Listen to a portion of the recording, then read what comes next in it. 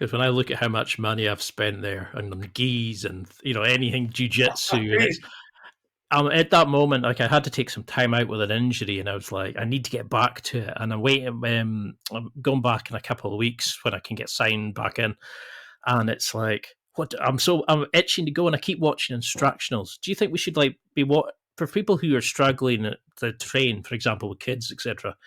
Do you say we should be watching and taking notes? Do you think mental reps? What did you do when you were like downtime with surgery, etc.?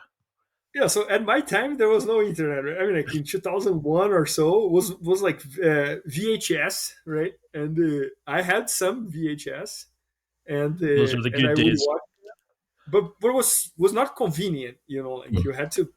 So nowadays, I think it's much easier, like. And for example, I think the internet is changing the world about this because, for example, nowadays, pretty much any subject that I want to learn, I mix like books and online. So, for example, if I'm trying to learn what you're talking about, A/B tests on the website, I try to read one book and watch one course. Like if I read one book and watch one course, I'm pretty good on that subject. Like.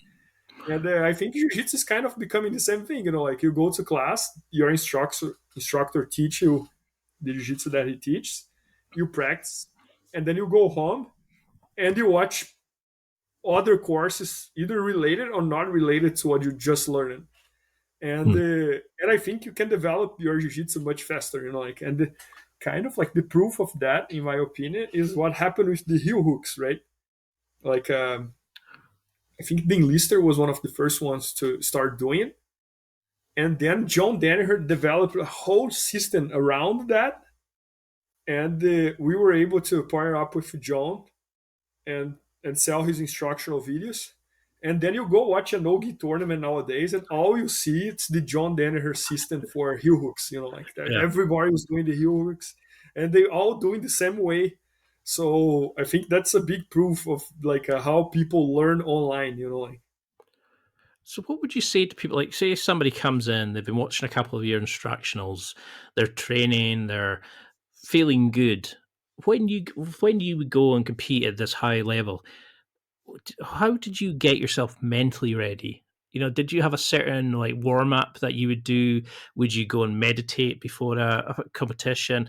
How did you become this elite animal that you become? Because you're so happy and jokey, and then you seem to just become this lion on the mats. How did you flick that switch, or did you just stay the Yeah, same so Bernardo and just kick ass?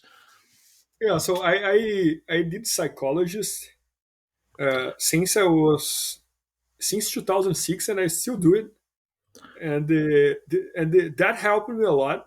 And 2006 I was a purple belt, and that helped me a lot to kind of, because many times you go do something very important in life, and because that thing is so important, you ended up not enjoying what you're doing, Hmm. even though it's what you want to do and what you love doing.